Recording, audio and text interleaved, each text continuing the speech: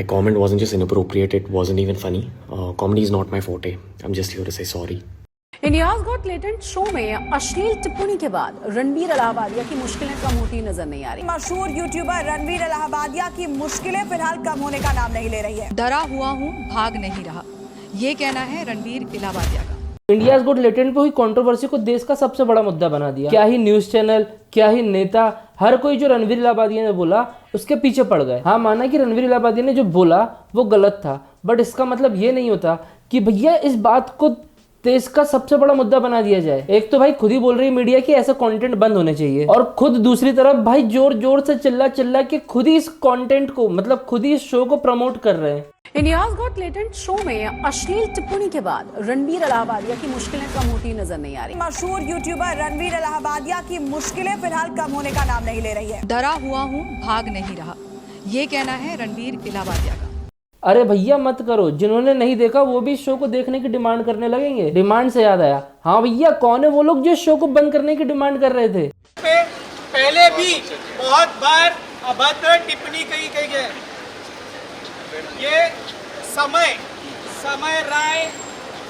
राणा और इलाहाबादी, रणबीर इलाहाबादी ने। अब भाई देख लो, शो को बंद करने की डिमांड भी वो लोग कर रहे हैं जिनको ABCD नहीं आती।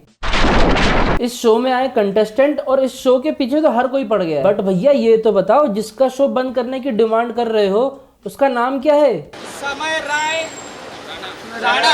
पहली बात तो ये कि वो समय राणा नहीं है, समय रहना है। और दूसरी बात, बिल्कुल तुम लोग जिस तरीके से सपोर्ट कर रहे हो ना, मैं भी तुम्हारे साथ होता अगर ऐसा ही सपोर्ट केस में किया जाता तो। अरे भैंचो, इन लोगों से ना भाई 19 का टेबल भी पूछ लो ना तो पैर में सुसु निकला है। अरे भैया यार सीरियसली, मैं जिस कंट्री में हूँ वहां पे भैया एक जोक को नेशनल इशू बना दिया। भाई सीरियसली एक बात पूछनी थी, वो कोलकाता केस के रेपिस्ट मिले क्या?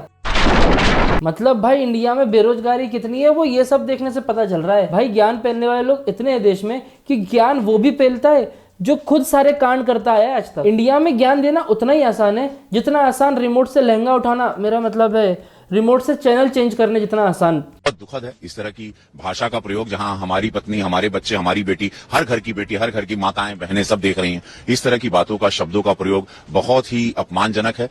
ये भारत है, यहाँ ये सब चीजों का आप बढ़ावा आप नहीं दे सकते। अरे भैया ये सब मत बोला करो, मीडिया के सामने अपने आप को अच्छा दिखाने के लिए तुम तो बात ही मत करो भाई ऐसी। तुमने क्या क्या पास्ट में चीजें की है, कैसे कैसे गाने बनाए, और तुम माताओं बहनों की बात कर रहे हो। अरे रवि किशन जी, हम जानते हैं कि हमारी माताएं बहनें देख रही है, तो चाय पीने के लिए थोड़ा प्यार से बोला करिए।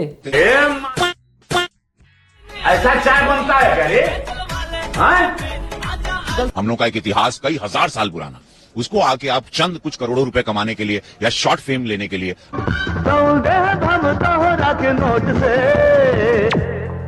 भारत की एक मर्यादा है, भारत की एक संस्कृति है, भारत का एक परिवेश है, यहाँ का एक रहन सहन है, हमारे माता पिता, हमारी बोलचाल।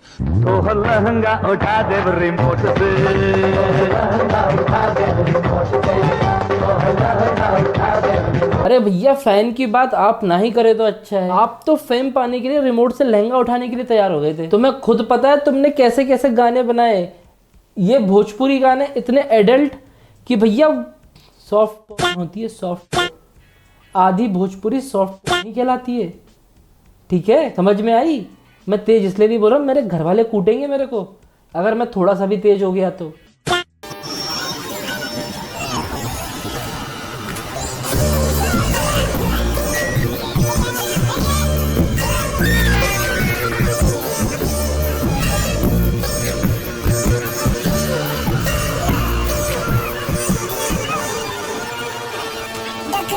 भाई इस कंट्रोवर्शियल टॉपिक पे लोग सिर्फ अपनी अनएम्प्लॉयमेंट बता रहे हैं। अरे भैया जाओ कहीं नौकरी वोकरी करो, पढ़ो लिखो। पता चला तुम लोग यहाँ यही सब करते रह गए और वहां तुम्हारी माँ बहनें खतरे में आ जाएंगी, क्योंकि इस लोग तो सारे बाहर ही घूम रहे होंगे।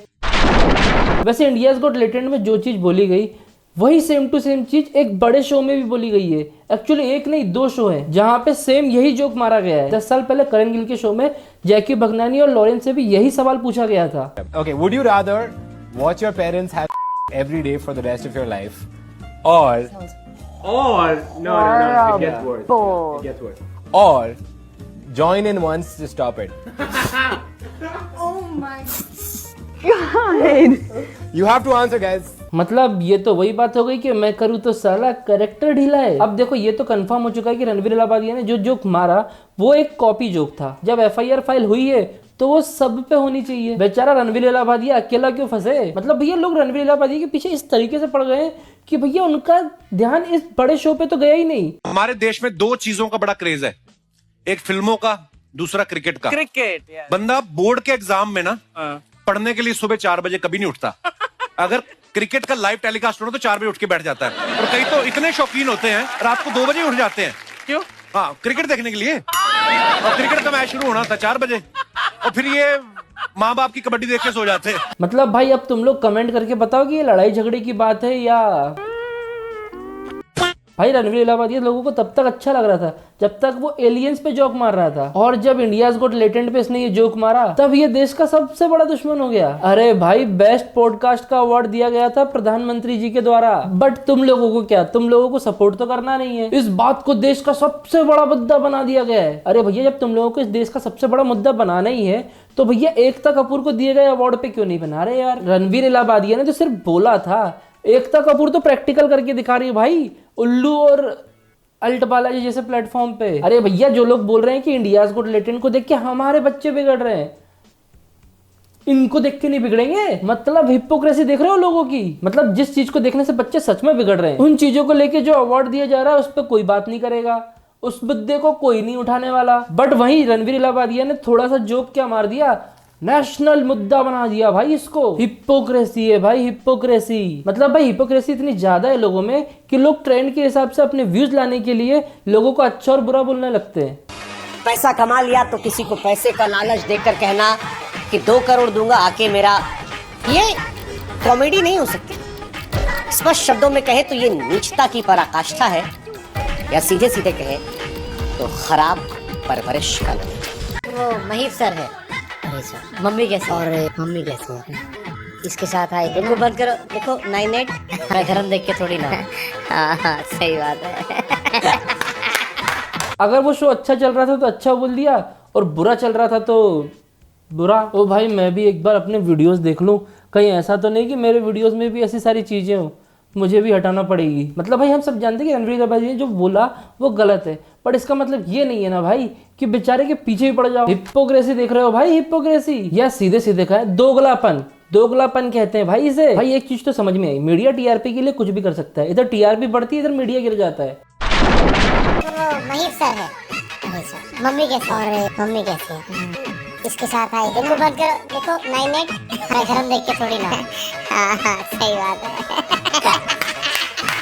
मतलब भाई इसकी चीजें देखने से समझ में आ रहा है कि ये उसी के एपिसोड देख के बैठा है और उसी पे कमेंट कर रहा है। हिपोक्रेसी की भी सीमा होती है। वैसे ज्यादा फर्क नहीं है तुझमें और दूसरे लोगों में, सिर्फ दोगलेपन का फर्क है। भाई इंडिया में और भी केस है, अतुल सुभाष का केस, कोलकाता केस, मतलब भाई उस पर कोई बात नहीं कर रहा है। This is our journalism. यहाँ एक सीरियस केस पे एज अ जोक लिया जा रहा है और एक जोक को सीरियस, मतलब देख रहे हो भाई यही सब चलता रहा ना तो सारे यूट्यूबर्स के लिए एक बाउंड्रीज आ जाएगी, एक रूल आ जाएगा एक बहुत बड़ा यूट्यूबर्स के लिए इस ओपन प्लेटफॉर्म पे। अरे भैया समझाओ ऐसे लोगों को।